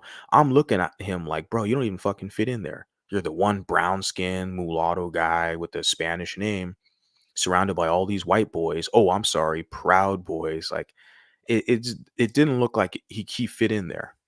And I saw that. And even like with their it looked like a weird arrangement. Yeah, he was basically the fall guy. He's there to take the hit. You're always gonna have guys like that. They do it for the white side and they do it for the black side as well. Because they don't know where they fit in. They haven't figured it out yet that they gotta create their own shit. That's what it is. Sarah Jessica Parker. I'm just saying that she's kind of mid-level. That's it. No hate on her, no shame. I'm just saying, like, Julia Roberts and her, to me, it's kind of been. And this guy put a comment here. Yeah, Julia Roberts was cute in the 90s, curly. Yeah. To me, her and Sarah Jessica Parker, I'm just saying, like, kind of in that Zendaya category. They didn't really stand out, but they're all over Hollywood. Looks in Hollywood don't matter the way they did decades ago. Interesting. Interesting. Yeah. Says we mulatto bombed that one mulatta for calling herself a black woman on TikTok and she privated her comments. I think you shared something about that with me. Yeah. I'll have to go back and check it out. It's hard, man, to juggle all this shit with like work, everything else I got outside of work, and then social media, what I'm doing now, like with the YouTube thing and then like the TikTok and Twitter or X, I'm sorry, X, and even Instagram. Like I want to get my Instagram more developed. I really want to put more attention into that, but it's just fuck. You got to hire people, man, to help you out, like a social media manager. I'm not at that level yet. I just want to basically have this as a venue, an avenue to talk to you guys. A lot of these discussions have got to be in private. You already know, Renata, and a lot of you guys listening, too many fucking weirdos on social media when you have these public pages. And I just want to talk to people, mulatto men, mulatto women. Let's talk, let's coordinate, let's develop a plan, let's come to some agreement. Like I want to talk to people, but you got a lot of fucking saboteurs and weirdos who are interlopers who just like don't belong and they're trying to ruin what. So it's just, keeping stuff private is essential as well, but I liked this public forum, but it's kind of hard to juggle it, with all the other like platforms and apps and stuff like that. Yeah. You put here, I agree she has a balance both physically. Yeah, Lisa Bonet, right? Good representation. The guy got over 20 years in prison for the group break into the Capitol, so whoever runs that group is safe and free. Yeah, use him as a fall guy. Yeah, Enrique Tario is his name, right? Proud Boys. I'm gonna drop the link right now. I see Al in the chat. You're definitely always invited. Anybody else in the chat, if you like to hop up here, go right ahead. Hit the link. Said there is so much riffraff and infiltrators on YouTube. Yeah, YouTube's bad. I never even heard about doxing until I jumped up on YouTube. I had no idea. All my shit was like public. I didn't give a fuck. I mean, I'm still like out here talking shit. You all know what I look like. You can come find me. But I didn't, all this like exposing and people, their whole brand is like exposing. I want to expose you and expose you. That's literally, you got people out here, that's their fucking brand. Like they create social media brands, their channels based off exposing people. It's like, what does that really say about you? There's some creepy, deviant reality. Like you're not accepted by the general population. So you feel like you got to prove something by saying, hey, I'm not as bad as him. He's worse than me. I'm like, well, you're a pussy hiding.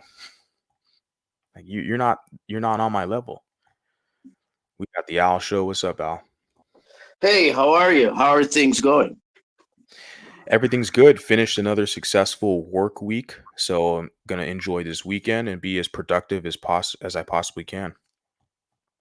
Yeah. So when you made the point, before I go on into the, I guess, biracial aspects, I did want to talk about not so much YouTube, but being online and some of the things you mentioned briefly, because I think that's an important conversation to have with people here, not just people in the chat, but people watching. I've already given my speech when I was on panels here before about YouTube and why technically I quit and all that. So I'm not going to go into that. But you mentioned about having a social media manager. I can appreciate that because I retired from journalism in 2017.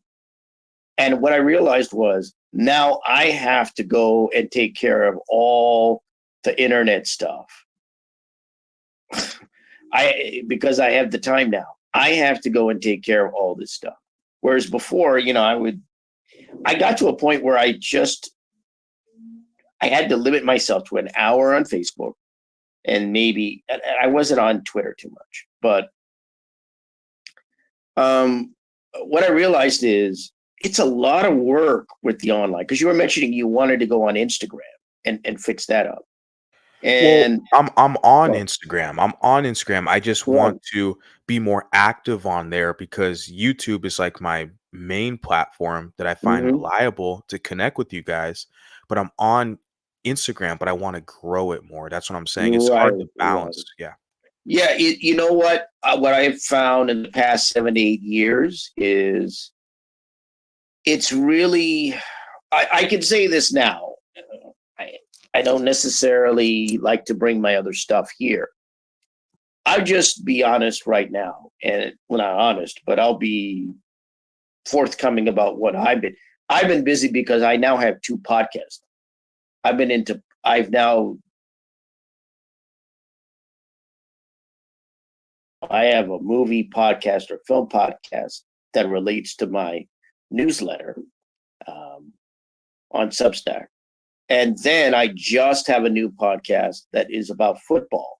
And that's crazy because I never thought I would do anything like that before because I'm not a jock or an ex athlete or a sports guy. I never even covered sports when I was a journalist. So what I've learned about, not so much learned, but what I've had to do and what my observation is that it's hard to focus on one platform. So, for example, my podcast, I have to promote because I just had a couple that I did for my film podcast. All my platforms I've got to go to and then put up. Thank goodness with Substack, I get images, so I can take these images, like not quite photos. One is kind of a photo, and the other is just a colored image, like a color which has a title on it, title of the podcast or title of the article, whatever. And I could put it up on Instagram. So that really helps a lot. But I don't really focus on growing my social media and all the other platforms. I find as one person, it's very hard. I really now understand why people hire social media managers and online supervisors or whatever they're called. Just doing all this by myself, like today, I'll give you an example. I must have done 4 YouTube videos, promo videos. They're short, but I must have done it to promote the podcast that I'm doing. Then I went to TikTok and I did must 3 videos. It's like you can't. And what I found is like I like TikTok. I know there's the ban, and I don't want to get into that. I don't want to get into political stuff.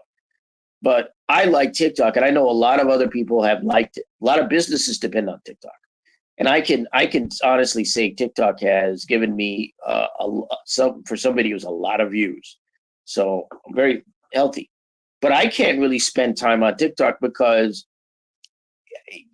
anyone because I'm doing this podcast, I'm promoting. I can't spend the time on any one medium, any one social media outlet or platform. And I don't even want to get into others because it's like, oh, then I've got to go and promote there and then I got to do it. I mean, when you have like a show that you're doing, or when you're putting out writing like I am, or you're doing something, I tell you, my advice to people is get someone to help you. Don't do it by yourself. I have no choice. I've had to do it by myself. So I would say whatever it is you do, even if it isn't a business, even if it isn't a product or just something you put out, get some help. That's what I would say. Get people to help you because I'm telling you, it'll be tired. Even if it takes a few minutes, it's tiring. And so when I retired in 2017, I thought it would be, oh, I'll write a few magazine articles and make a few bucks there. Instead, I wrote a blog, which is my own thing that I had to put out. And that was fine.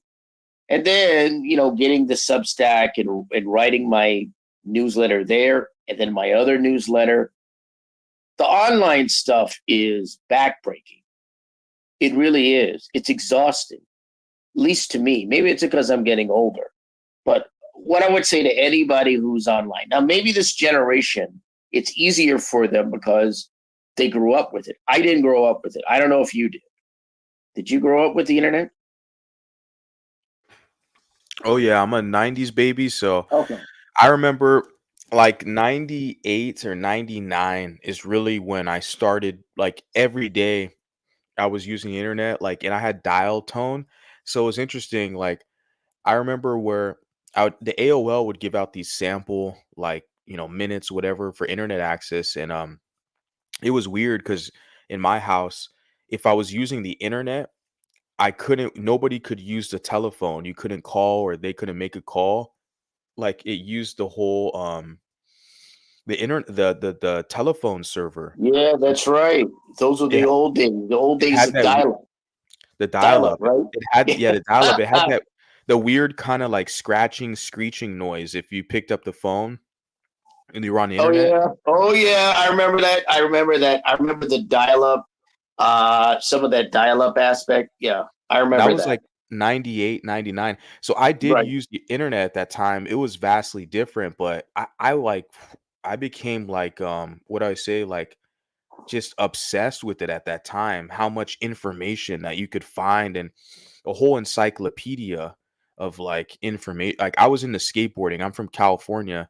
So at that time, I would find like information on where to buy like skateboarding gear and videos. There were a lot of skateboarding videos that people would upload. I'm surprised that you were into the internet. I would have thought what I hear about you skateboarder guys is like you're always out at skate parks and Well, I would do that. Yeah, I would some do of them were up to no good. I The was a guys in street the 70s and 80s. Yeah, go ahead.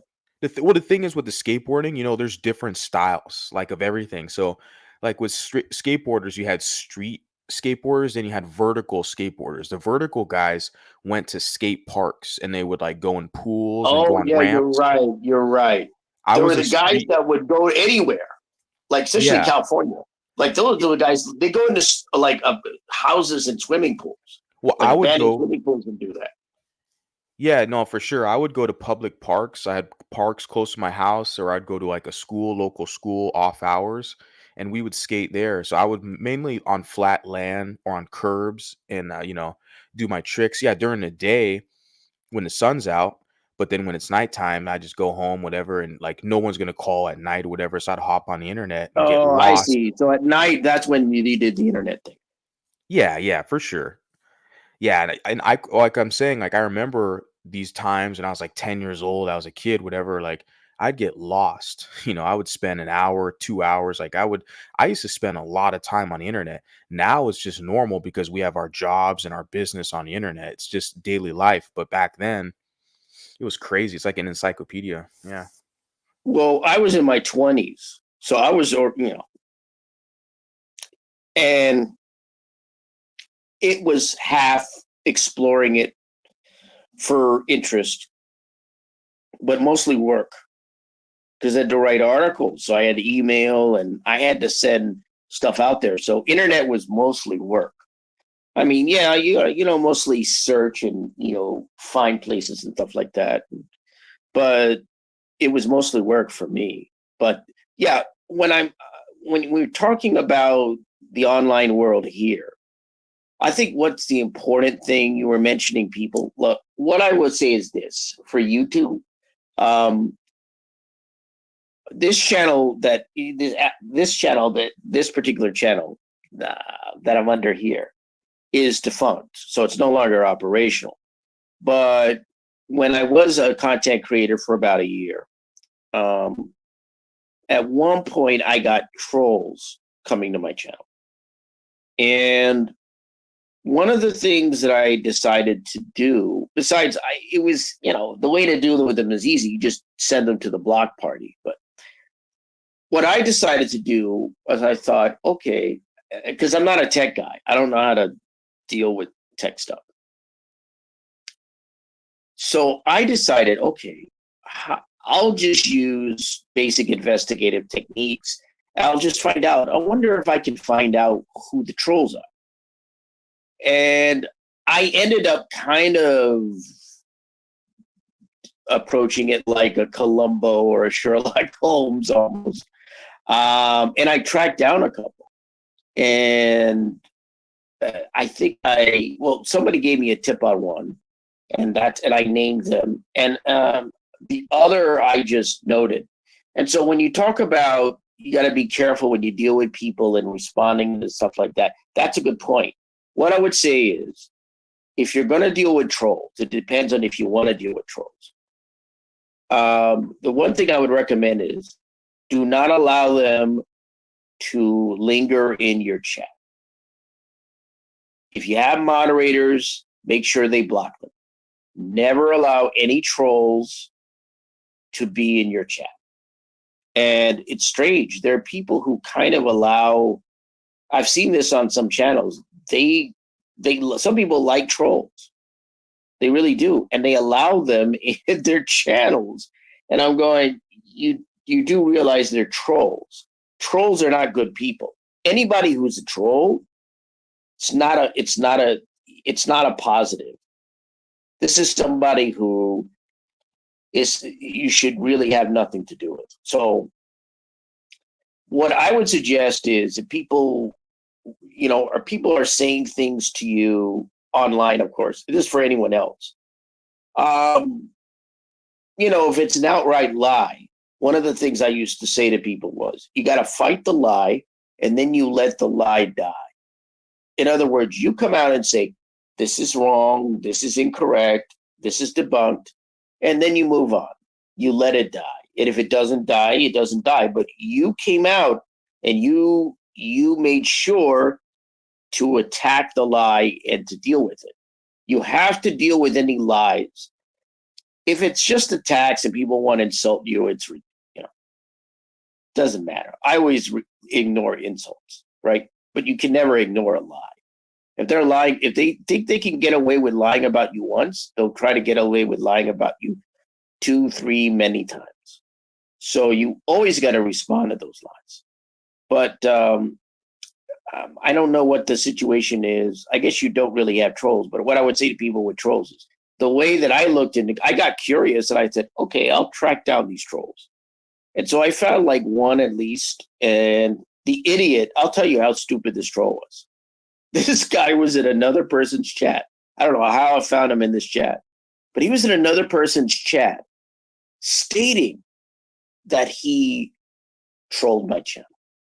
He openly wrote in the chat, "Oh, I trolled blah, blah channel," meaning my channel.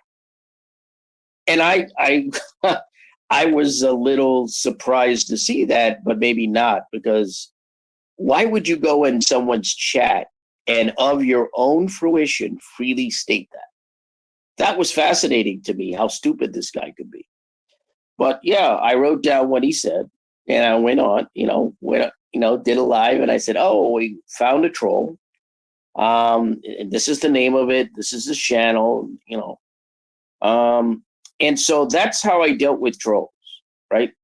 Yeah, you blocked them, but that's how I dealt with them. And so how you conduct yourself online on YouTube. The problem with YouTube is that you have a lot of damaged people here. You have a lot of weird, strange, kooky, spooky, loopy people. And you have to kind of thin the herd, and you have to separate the wheat from the chaff. You have to be able to kind of secure your channel. Like, if your channel has problems, maybe your channel doesn't, or people's channels don't. But be very careful about the people that you have in your chat. If you have moderators, make sure your moderators block trolls and block people that are violating the terms of your channel. So if you have standards for your channel, like what you'll allow and what everyone does, make sure that your moderators do that. Yeah, If you have moderators. I have faith. I have trust and faith in my moderators here. They've proven to me, over the past year or so or longer. I got DC, who's a moderator here, even telling Stuart, they've been supporters since I've started the channel, since like my first video. So a lot of these women have already like kind of proven themselves that they're on top of it. Look at this comment here. She puts, a problem with trolls today is that so many adults seem gullible. They don't even want proof, just an immediate, overly emotional reaction to a lie. That's the thing. The key thing is that a lot of people don't require real receipts, real sources. They just, if someone throws out an accusation, some type of defamation, like a lot of adults are gullible. They'll buy into it. And not only that, the thing with the troll is they purposely, they want you to emotionally react. The best thing to do with trolls, just block them. And depending on like the slander, like I said, or what they're saying, just ignore them, or just document it and then report it. Just move on. Like it's a lose-lose situation. You're not going to gain anything from it. You're not going to win. So my approach is just, because there was a guy who created a whole channel, like he created a channel to attack another content creator, and then he switched up his whole brand and like rebranded it to attack me, and I shut that shit down quick. So I mean, like, so there's trolls who kind of will overstep and go against the community guidelines. Then you can kind of snatch their channel from them. Mhm.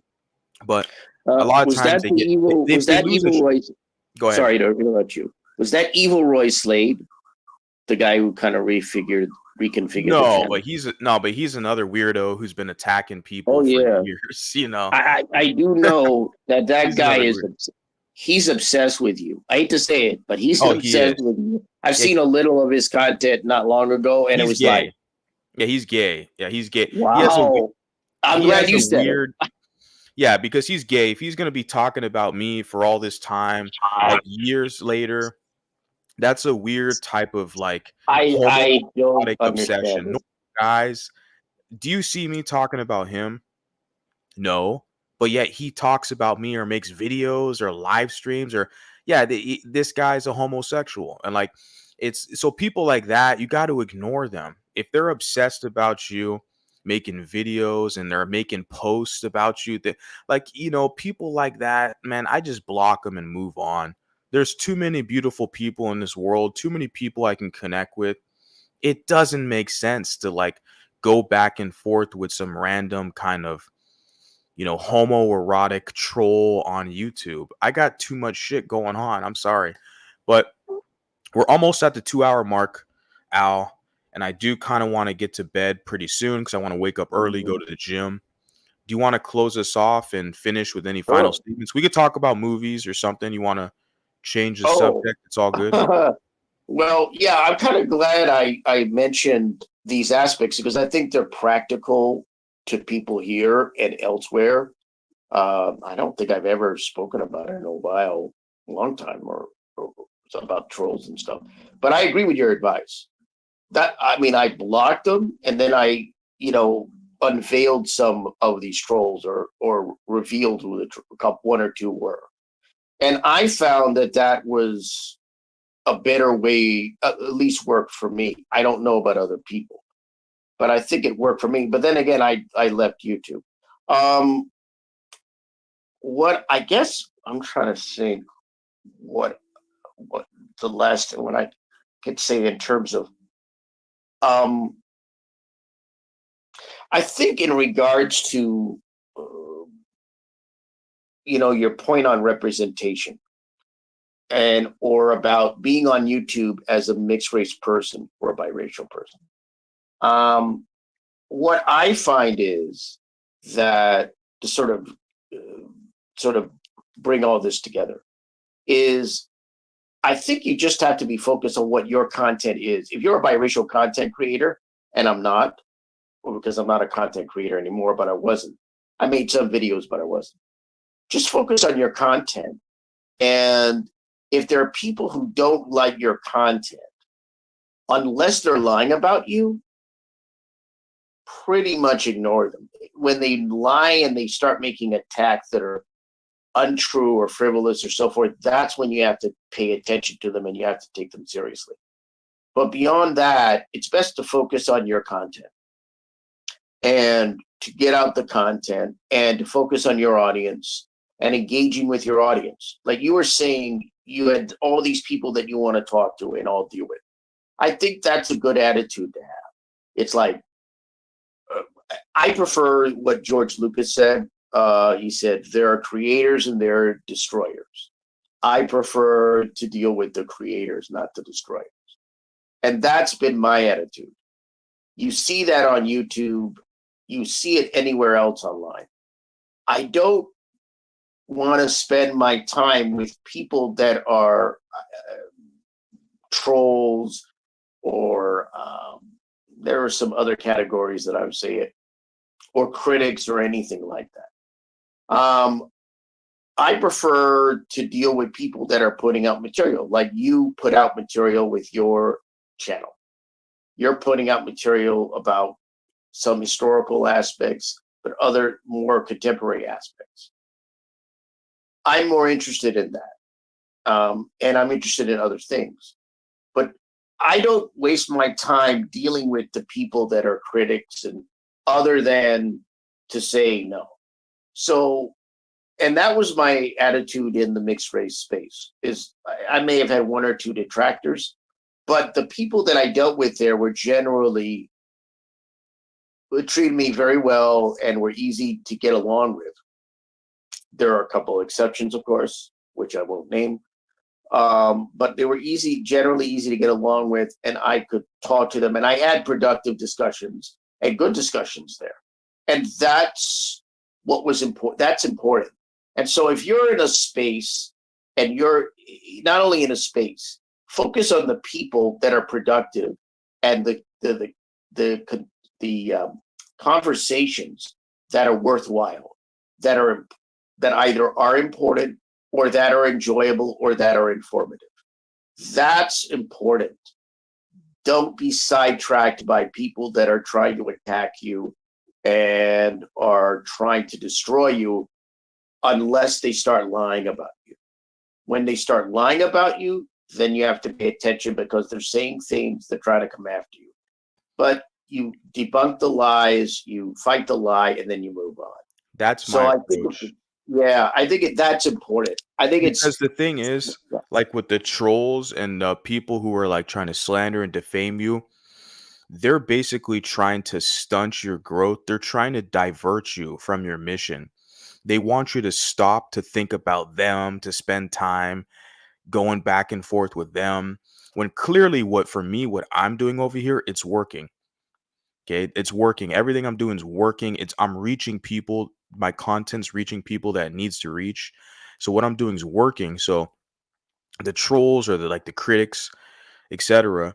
Like their whole I've always known this. That's why I've been very methodical with how I've operated on social media, where it's like I've always known that it's very logical. Like the trolls, the people, they want to stop you from your mission. They want to sidetrack you so you get involved in this BS where you go nowhere. It's like an endless loop of trolling and back and forth, like an endless loop. And some of these stupid, retarded, like quote unquote YouTube beefs, some of this crap I've seen with these other content creators, it goes on for years. I don't want to fall into that trap. I'm doing something completely different. I'm going to right. close it out. Yeah. I'm going to Right. close. And there are even spaces where you have just outright conflict all the time. Yeah. People They call always it the arguing beef. and fighting. We call it, Yeah. they call it the beef sector, which, Right. I heard about that recently. the town drunk hangs out in those parts, who I'm Oh, talking about. really? The, the town drunk. Oh, really? you As know, you went over there? they literally call it the fucking beef sector. They just want to fight Yeah. people I all day. found out about that recently. I didn't know about that, but I Yeah. found out about that recently and I was like, I guess that they're certainly not talking about roast beef. That's what I like. My idea of the beef sector is it's a food sector. They talk about food, how you could cook it, how you can make it. I like the only beef sector I'm interested in is roast beef, Yeah. prime beef, Nah, same here. Same here. sirloin. I'm not interested in internet beefs, YouTube beefs. That's a waste of time. It's stupid. Yeah, it And doesn't these make people are sense. miserable, aren't they? Aren't they Yeah. miserable? Aren't they? There's no It's sad. money. There's no money. There's no That's community. what I It's just don't understand. it doesn't make They'd sense. Yeah. rather fight each other. I saw this in one place, which I don't want to mention. They would rather fight each other. I've No, seen things. there's no community there. There's no Yeah. community. Uh, oh yeah. Well, the only community is a community of critics and Nobody trusts each backstabbers other. and Yeah, nasty. nobody trusts each other there. There's like It's backstabbers. Yeah. it's the most disturbing. It's one of the most disturbing things I've ever seen, and there are a lot of disturbing things in the world. But what's fascinating to me is people in the one space that I'm aware of. My view is they hate each other, can't stand each other, but they're always around each other, and they're sniping at each other and attacking each other. There is this codependent relationship. It's codependent. Uh, you know, it's a codependent aspect of hatred. I hate you. I hate you. We both hate each other. We both hate each other. Therefore, we can interact. It's one of the saddest things I've ever seen. Someone I kind of know online called it kind of like a circle of abuse. Circle, and it's accurate. It really is. I mean, you look at some of these spaces. The people, I was like, because I come from reality. I come from the real world, and I go, if I don't like someone, I don't spend time with them. I don't talk to them. I don't deal with them. And when I've told people this online, it's like it's like a foreign thing I'm talking about. It's like something I invent. Is like, oh, you would. Why would you behave that way? Because these people are scumbags. They're sleaze bags. They're dirt bags. Like, look at the way they talk. Look at the way they sound. It's like, why would you want to be around that? It's like, what I would say to some of these people are, when you grew up, didn't you have parents that told you don't associate with this person, don't hang around with this person, don't be around this person? I know my parents did. In fact, my parents were very strict about that sort of thing. They regulated who I was around. But what I see online with YouTube is people don't regulate themselves. Like but it's even worse because you're around people that you despise and loathe, and who loathe and despise you. And yet you have this bizarre dance of hatred and interact and come into contact when you could be interacting with people you like, people you enjoy being around, people that you have fun with. That's the way it was for me in the mixed race space. And I mean, this is one of the saddest things, the strangest things I've seen on YouTube. That's why I say there are a lot of damaged people on YouTube, a lot of damaged people. And it's sad, but you have to protect yourself, folks. Oh yeah, I You've got to agree. do that. Yeah. So it's better, I would say, MV, it's better that you're here.